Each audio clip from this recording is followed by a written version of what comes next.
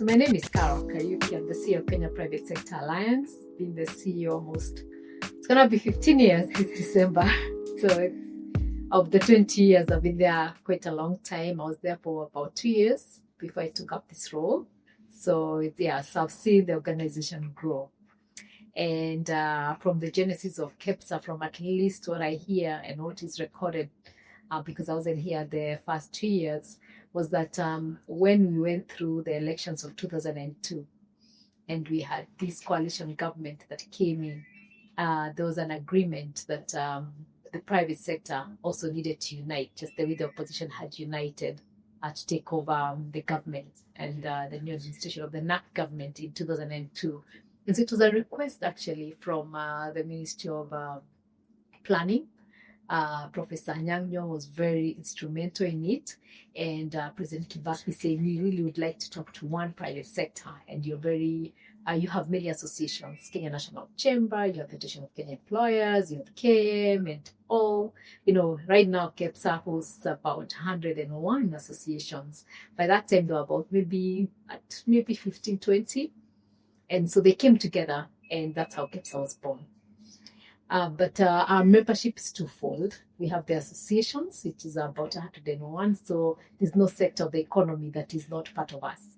But also we have the corporate members, many of them in these same sectors, what we call the primary associations. So you're a member of an association like KAM or FKE or KBA or ASNET, but also a direct member of Kepsa. And it's because many of these members also do want to have a seat in the different platforms and not only to be represented by their primary association or who the primary association would like to send in for the meeting. And so that gives us such a strength. And so our comparative advantage is basically the convening power. So we're able to convene the business community. And this is from the startups to the multinationals. So we have members spanning all those sectors and sizes of businesses. And these are both also local and foreign businesses. And so that's really where Kepsa began, as a very small organization, bringing together the associations that said yes to the call that time and a few corporates. But over time, it has grown and changed and evolved. And the same thing with the management. When I came into Kepsa, there were only 5 members of staff.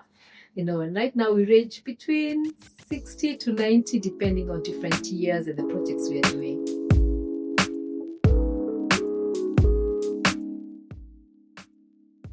So I think what has helped Kepsa to be able to navigate 3 administrations, and first is because we do not engage government ad hocly. So we have established mechanisms, what we call the public-private dialogue mechanisms. And in the initial days, we had 2 mechanisms.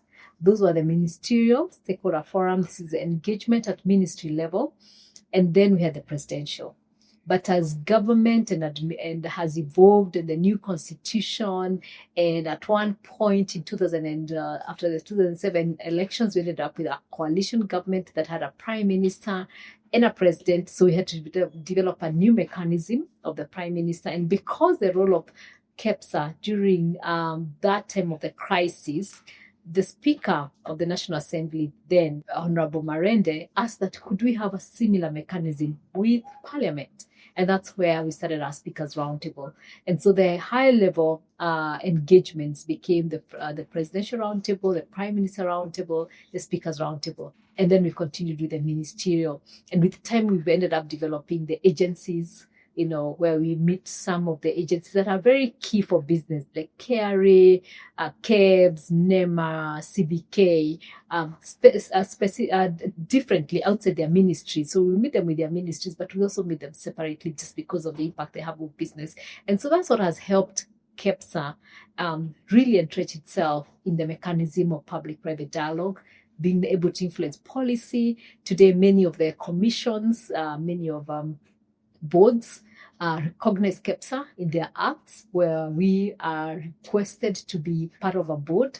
We have a seat at the boards, but also we also have an opportunity to select commissioners. So where Kepsa is part of the selection committee. And so that's really what has helped us grow and entrench ourselves, and also be able to move from one administration to another.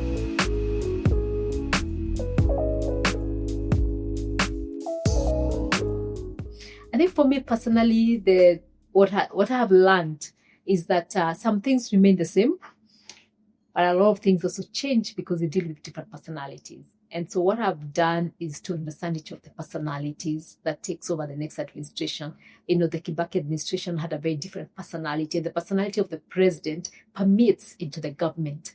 And so you learn how to engage that administration and that government because of the personality of the president. The Uhuru administration had a very different personality. And so again, we learned how to engage. And so I take time to engage. The Ruto administration has a very, very different personality from the other two. And so I take time and learn, and I don't rush. And sometimes our members are very anxious when the new administration comes in and they want to engage quickly. And them take, wait, because you want to engage right, and you want to engage where you can make impact and have results, not just to engage and tick a box that you had a meeting with the president or a meeting with a minister or a PS, but it's where you can get results. And so we've been very result oriented as Kepsa, and that's what has endeared us to our members, but also globally. And I think with time we started developing our mark globally, first with East Africa, being the focal point of East Africa Business Council. Then we moved globally, hosting the International Chamber of Commerce Kenya, and then to developing a lot of partnerships with our counterparts that are umbrella bodies in other countries in the world. And that's really how we have grown as Kepsa, and really been a place where if there's an international conference happening, we get invited. The last US Africa Business Forum in 2022, I think we're the only ones. I think I was the one representing the Africa business in terms of associations. All the others were corporates. We're going to have Invest Africa is hosting what is calling a African debate in the UK. And again, there's a Kenya session where they've asked, can we partner with them to have a Kenya session, even as we participate in the Africa, and that's been how we've been recognized internationally. So we're a local organization, but like a local business with footprints, maybe selling services or goods. We're out there, really speaking for business, speaking for this country. We tell ourselves we are part of Can Invest in terms of from the private sector side, selling this country, and really trying to attract investors, trying to open markets, and trying to negotiate, being part of the government negotiating teams for agreements and trade agreements, and taxation issues, double taxation and all that. So that's really how we've evolved and grown.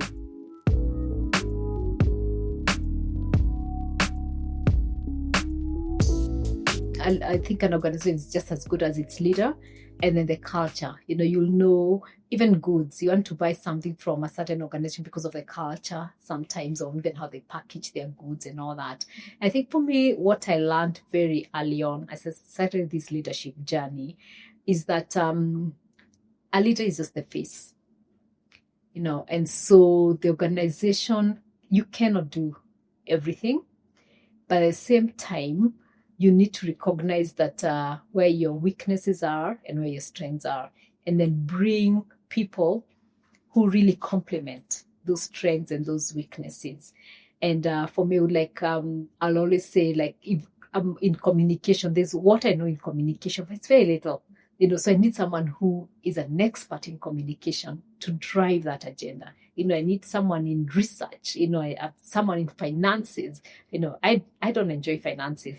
And so for me, having a team that knows what they're doing in finances, but the culture they have to carry is a culture of integrity. And I tell this to my team in finance, that if there's any misappropriation, if we are ever caught on the wrong side of our financial situation, we'll go to jail together. I will not go to jail alone, And so that's my culture, because for me, I cannot be talking about integrity to government and anti-corruption and leading a different kind of organization. I need to be able to say today, if government was to say, okay, keep telling us about corruption, integrity, bribery, we want to come to Kepsa, we want to turn it upside down, what can they find?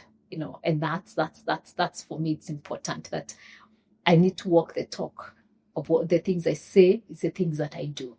And so that's what I inculcate in Kepsa. I keep talking about youth and jobs. And so you're right to say that when you look at the Kepsa staff today, when I joined, I must say I was one of the youngest. Today, I feel like a grandmother in the organization, and it's because I'm aware of where we are as a country. We are a youthful country. And so it's important to keep saying, if we're telling others, businesses and government, you need to create jobs for young people, I need to lead that by example. If you're going to talk about gender mainstreaming, I need to lead that. It needs to be seen in management. But you can see, even when at first when I joined Kepsa and the board, we were like maybe 1, 2 women. Many times, the many boards I've sat in, there are many times I was a woman alone, and I've pushed the agenda. I said, private sector, we've got to have to lead that journey, And so the area of gender for us, just not women, it's just that balance. And so that's what we've been doing. And so I'm a firm believer as a leader, walk the talk. And then people will follow. And then have the vision, cast the vision. Because then if you don't cast the vision, then you can't blame the team for not understanding where we're going. And then keep it simple. So like if you find like the current Kepsa strategy, it just focuses on 2 areas. I can talk about, the strategy can have 5, 10 areas, but it becomes more complex the more you have many areas of focus. Of course, in those 2 areas, there's a lot underneath them. But it makes it simple. When I say our strategy only focuses on an enabling business environment and enterprise development, it becomes easy. That anyone, whether you're a part of our membership, you're coming to be a member in Kepsa because those are the 2 areas that will serve you through. If you're working in Kepsa in management, then those are the 2 areas that you work in, no matter what you're doing, that the end goal is that you're trying to create an enabling business environment and enterprise development, because an enabling business environment is the policies, the regulations, the legislations. And once we have that, that's the road. That's the rail. You need the trains, you need the cars, and that's where enterprise development comes in. So where are the startups? How do they grow? And the SMEs, so that they can use that road. Where are the big companies, the medium and the large companies and the multinationals to use that road? And that's why we go out to look for investors, so they can use this road that we are creating. So that for me, keep it simple, keep it basic, and then it's easy to have the team rally around that.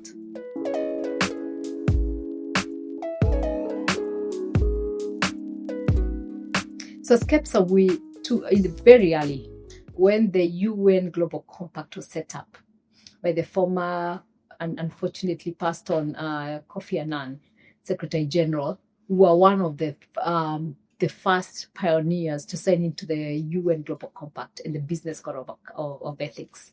And the reason being is because we had started the program of anti-corruption in Kepsa. And again, as I said, we have to walk the talk. And we said, if you're going to be our member, please sign up to the Business Code of Ethics, because these are the 10 principles of business that we'd like you to follow, whether it's human rights, whether it's environmental, whether it's bribery and all that. And we even went ahead and said, government has this whole anti-corruption act and all that. But many times we'd go to government on anti-corruption and they'd say, but you're the givers of corruption. And we say, then why don't you work on a bribery act? And we sponsored from Kepsa a private members bill in terms of setting up the Bribery Act, wrote the bill, and then passed it over to government through the president, the former president, and to the AG, so that it could go to parliament and become a government act. And that's why, and it was very, very mirrored to many bribery acts around the world, so that our businesses could, again, if you're caught doing the wrong thing, you'll never say you did not know. So you know about the Bribery Act, which we share, and then you also know about the Code of Ethics. And we must pride ourselves for, there's a time that government would share names of companies that were caught in corruption, and would be proud to put a statement and say, in this list that was shared last night or yesterday, of all our Kepsa members who have signed the Code of Ethics, we don't see any of their names. And would say maybe they could be doing that by a different trading name, but the name they use of their companies under Kepsa is not in that list. And that's what we want to see more. So that as we push the anti-corruption in this country, that we're able to proudly stand and say, our members are not part of that, and we encourage our members so that if your company is called Jones and Joe's, hopefully you will not register Jane and Joe's and be caught up in corruption and you're the same person. We hope that Jones and Joe's will never be in that list, or Kamau Enterprises or whatever it's called. And so that's been our push. And again, if we look at and going forward further outside the whole corruption agenda, it's a sustainability. The world has really been pushing on climate change and sustainability. And at the same time, we cannot be saying we are pushing for business and businesses to grow enterprise development without also pushing sustainability. It's the triple bottom line, the 3 Ps. It's people, profit, and planet. And we are working closely with as many businesses that allow us in our membership to really ensure that they are focused. They're focusing their people and how they treat them, and also how they remunerate them, but also are they growing as businesses? Are they expanding? And what are the challenges that we deal with? That's why, because if they don't grow and make profit, then they cannot employ, they cannot really contribute to the revenues. But then the planet, are they destroying the climate as they are doing that, or are they taking care of the climate? And out of the record we have right now in terms of the tree planting agenda, the Kepsa members alone have planted over 12 billion trees, and that is not bringing everyone, the majority who've been able to report. And for us, that is a good mark that we are part of this greening of our country, but also the sustainability agenda of how we do business, so that we are sustainable companies and really pushing our businesses to report on ESGs, and the smaller companies, it's harder. And so we are working on training them through our Kepsa Consult, one of the revenue earning arm, but also looking at climate change and sustainability, and so that they can be part of that. So we are not only seeing the big banks and big organizations reporting on ESG, we want to see the small companies doing the same, the SMEs, but they need training, and that's what we've embarked on. Part of our Kepsa Foundation is really even just doing orchards in schools, because we can grow trees that can also benefit students. And so that's why the whole idea of growing fruit trees, so that the students in the schools can also benefit from those fruits. And it's all, again, about people and planet, And so getting a lot of our companies doing that. And so we've been in about 12 counties now doing that,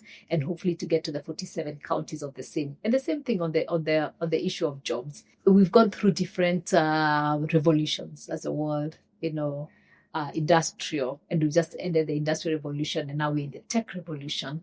And so jobs are changing, so we're moving a lot more into the digital and tech jobs.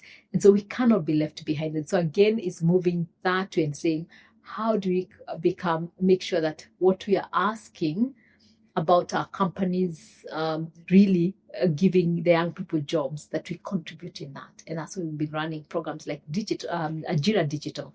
And that is really to train the young people to have digital skills, but to access digital jobs.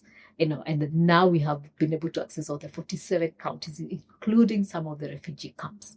And that's what's exciting about Kepsa, because then we look at what's happening globally, we look at what's happening in the country, and say, how do we become a positive contributor of that, or how do we cause impact?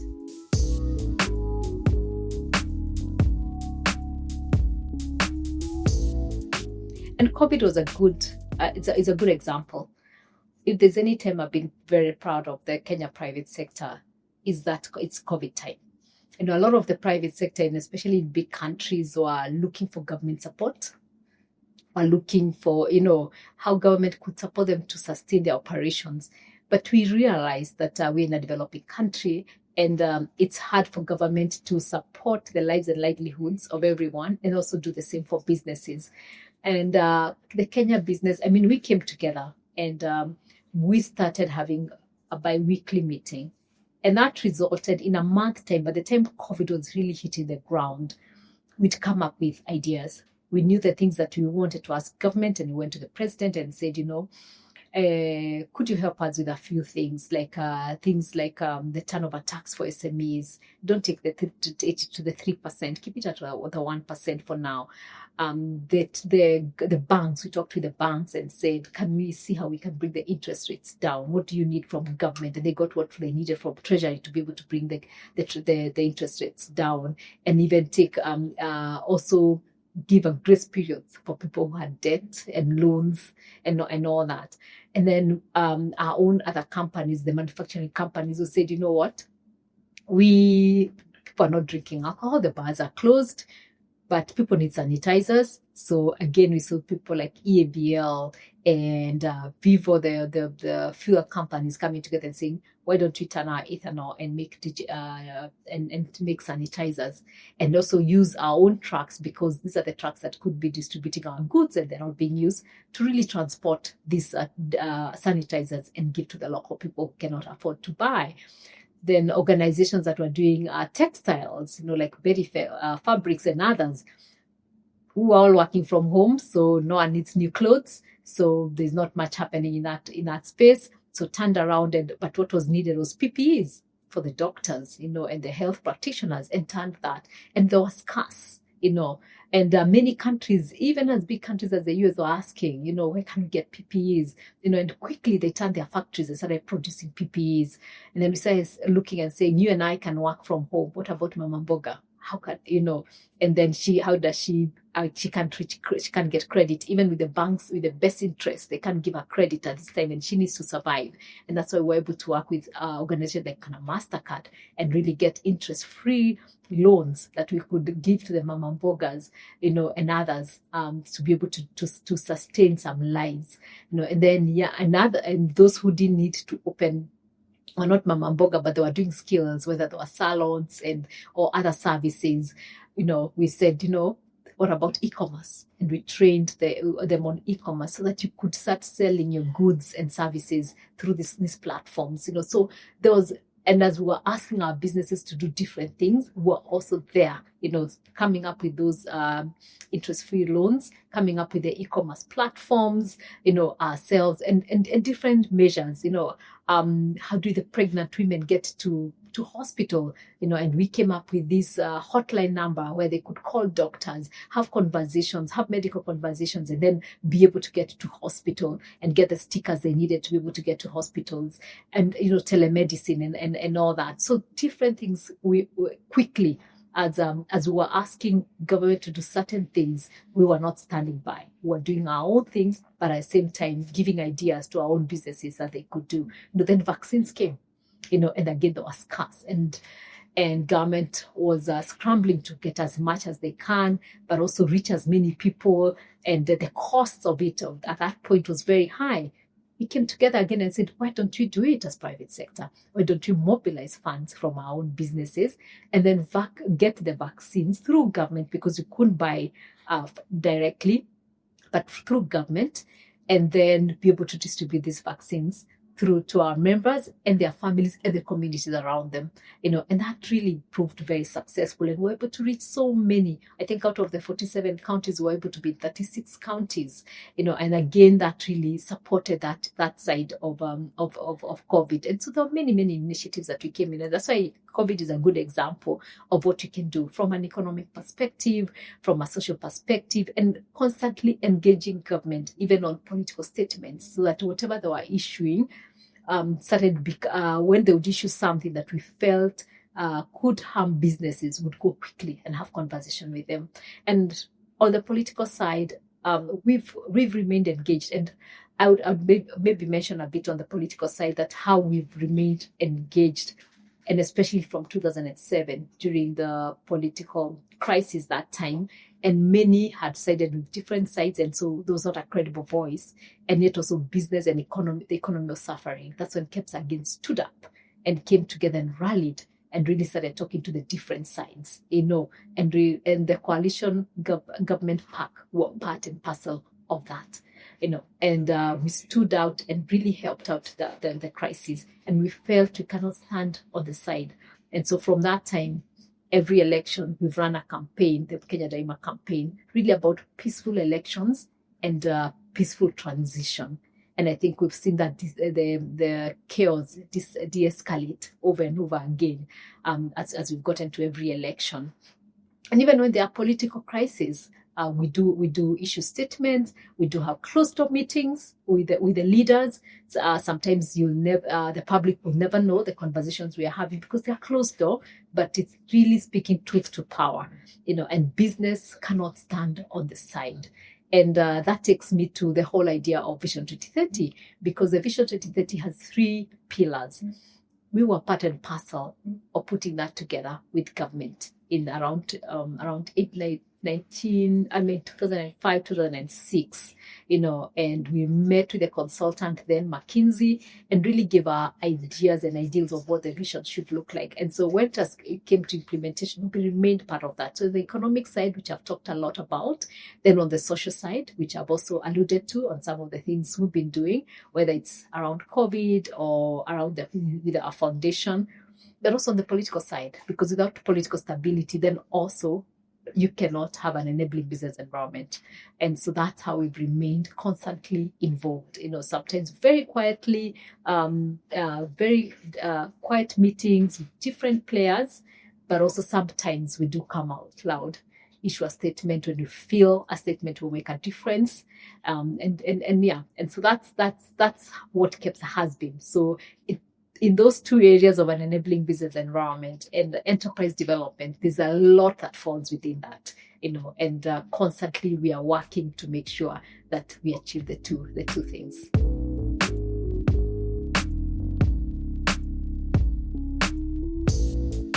I think we've moved from where we were when we were thinking about Vision 2030. I can think one of the things in the economic pillar was about value chains.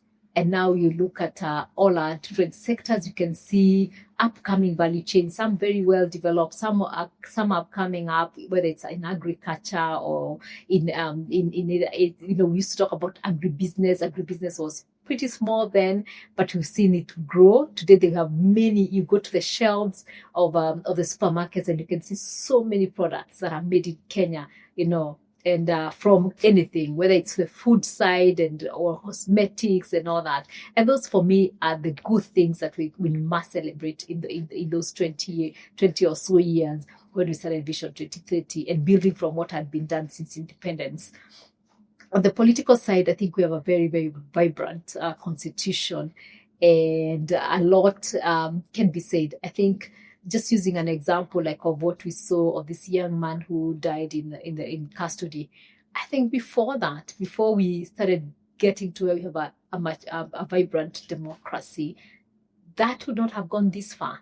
Should have died quickly. The perpetrators would have gotten away with it. But now you saw there was a sustained call until we've been able to get to the core of the matter. And now there's prosecution going on, there's court cases and all that. So it's a different time. And I think that place to have to be able to speak, to be able to have a place to meet, very differently from those days. And so we've grown. Socially, the same thing. I think we've seen ourselves grow. I mean, you go around this country, even with the challenges we have of education, we can see schools everywhere. We can see health centers everywhere. I think the challenge is now giving the services to the people and making what we have built really serve the people. We've done very well on infrastructure.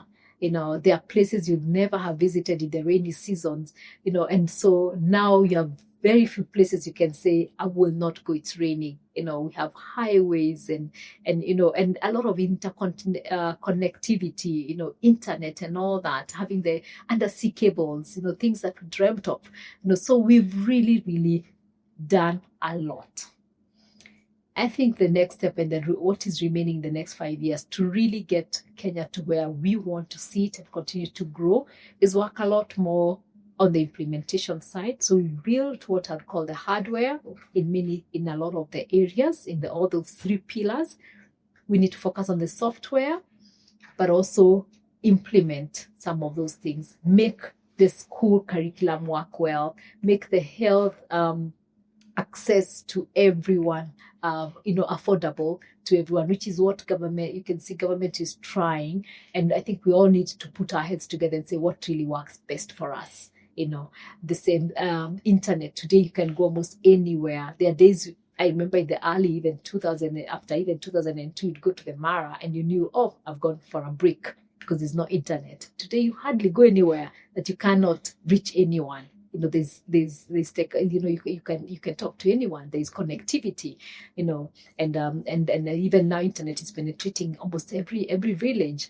And so there's lots of growth. So I think it's really looking at our software on how we do things, and then sustaining the things that we've done well as we build on the things that we've not done well.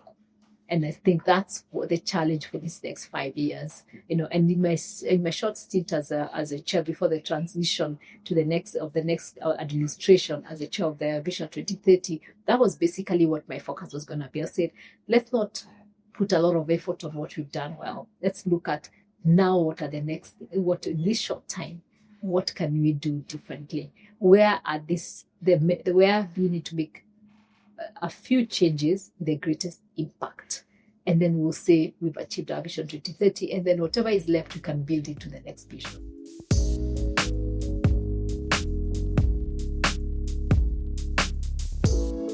I think the words that I would use, and it's not new, we've been here before. We'll be differently. And I think for the businesses is to say, first, be as resilient as you've always been. The business and the entrepreneur spirit in Kenya has grown the most during the hardest times. So even as we go through some of the changes globally, with a new world trade order and a new world order, is that it calls for us as the businesses to be more resilient and to see those opportunities. When there are changes, wherever, however good or bad, opportunities arise. And so when there are changes we're seeing of tariffs and all that, there are new opportunities, and us is to be ready for those opportunities and to look for them and capitalize on them and really maximize. As I think about the people, is to say that Kenya is a beautiful place.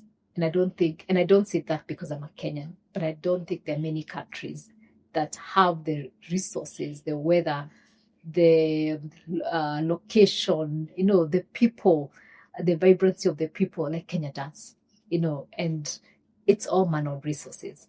And so if we could focus ourselves on really, really on that what is good, and really dealing with what is not good, I think would really be far as a country.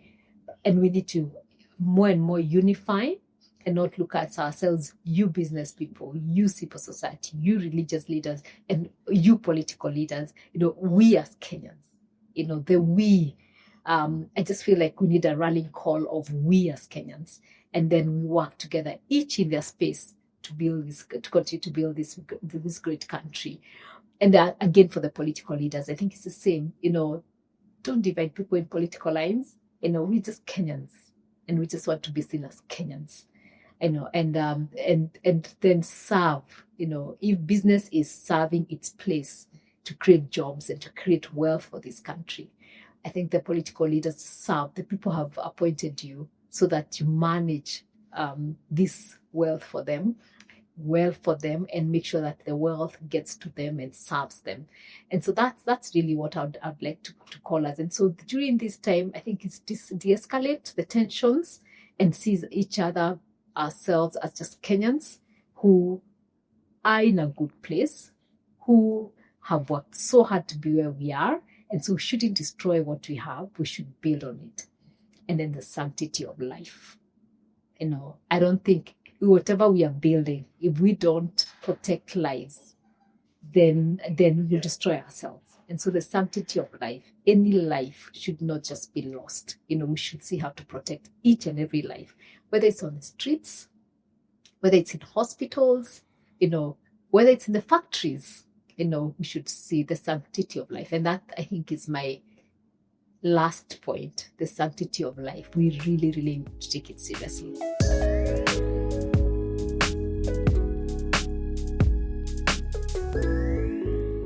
I think, most people see the Carole who just has a lot on her plate, working, running, and everything. But there's the side of me who just likes to just be at home.